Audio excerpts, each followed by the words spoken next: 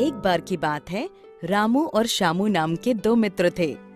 रामू स्वभाव से आलसी और कामचोर था। वो हर वक्त कोई काम करने या मेहनत करने से पीछे हटता था। रामू की माँ अक्सर उसे डांटती रहती।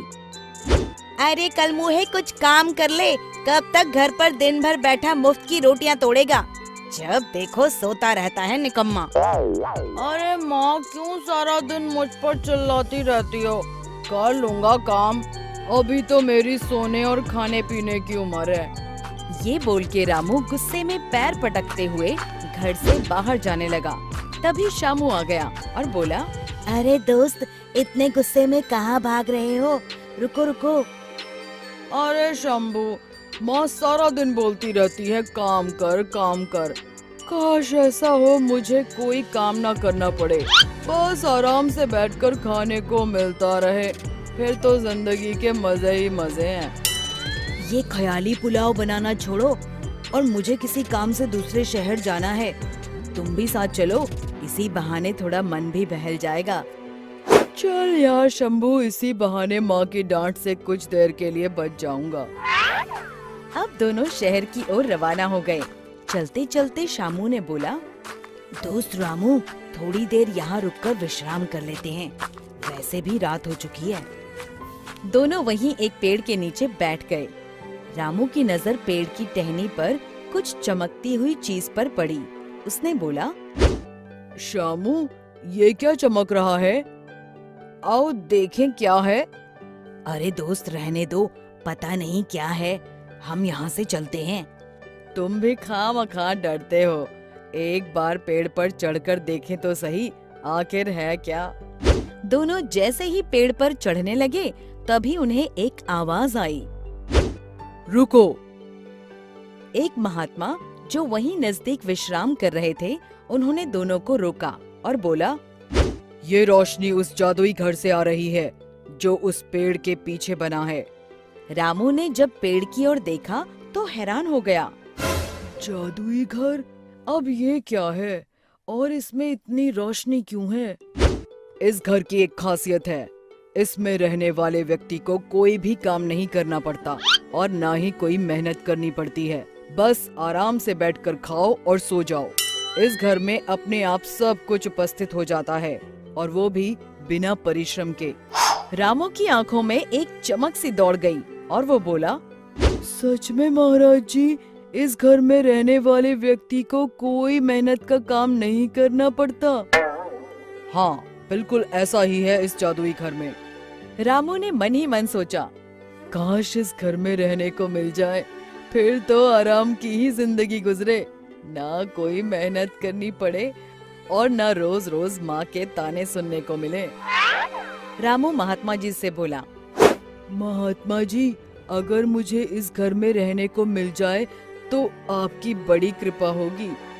हाँ, रह सकते हो, पर इसके लिए तुम्हें एक बात याद रखनी होगी। यदि तुमने एक बार इस जादुई घर में प्रवेश कर लिया तो फिर मेरे बुलाए बिना तुम कभी बाहर नहीं आ सकते। अब रामू सोचने लगा कि मुझे तो बस मेहनत करने से बचना है। ऐसे आलीशान जादुई घर को छोड़कर कौन आना चाहेगा जहाँ सब कुछ अपने आप मिल जाता है। दोस्त, ये तुम क्या सोच रहे हो? चलो चलते हैं यहाँ से, देर हो रही है। तुम जाओ, मैं अब इसी जादुई घर में रहूंगा। रामू जादुई घर में जाने लगा। उसने श्यामू की एक न सुनी। श्यामू क्या करता, वहाँ से मायूस होकर चला गया। चमकते जादुई घर को देखकर रामू दंग रह गया।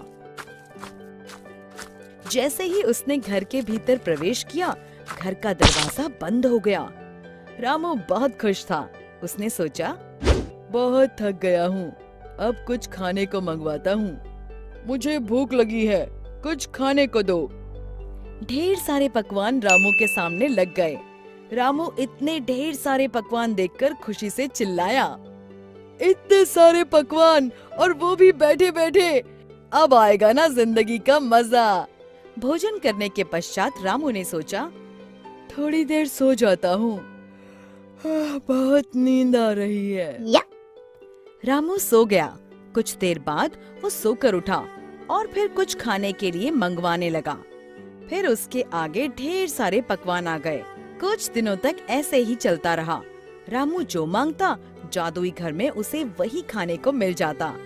अब धीरे धीरे रामू ऊबने लगा, क्योंकि उसके पास खाने और सोने के अलावा कुछ करने को था ही नहीं। उसी एक घर में खाओ और सो जाओ। उसको समझ नहीं आ रहा था कि क्या करे, पर ये उसकी खुद की इच्छा थी कि उसे ऐसी जिंदगी मिले जहाँ मेहनत करे बिना सब कुछ मिल जाए। पर कब तक आप बिना हाथ पैर हिलाए, बिना पसीना बहाए, कोई काम किए बिना बैठकर खा सकते हो?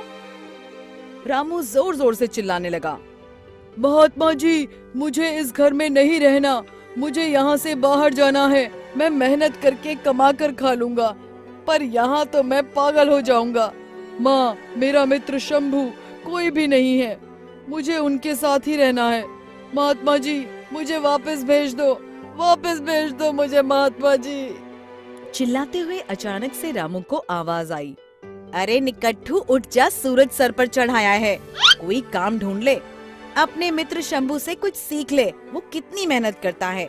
रामू टपक से उठा और घबराया हुआ बोला, माँ तुम, मैं जादुई घर से बाहर आ गया या फिर कोई सपना देख रहा था? रामू को समझ आ गया था कि बिना मेहनत किए जीवन बेकार है। शिक्षा, हमें हमेशा परिश्रम करते रहना चाहिए, क्योंकि परिश्रम का फल सदैव मीठा होता है। दोस्तों, हमें उम्मीद है कि आपको हमारी ये कहानी पसंद आई होगी। कृपया हमारे चैनल को सब्सक्राइब करें और सभी अपडेट्स के लिए बेल आइकन जरूर दबाएं। और हाँ, वीडियो लाइक और शेयर करना मत भूलिएगा। Bye bye.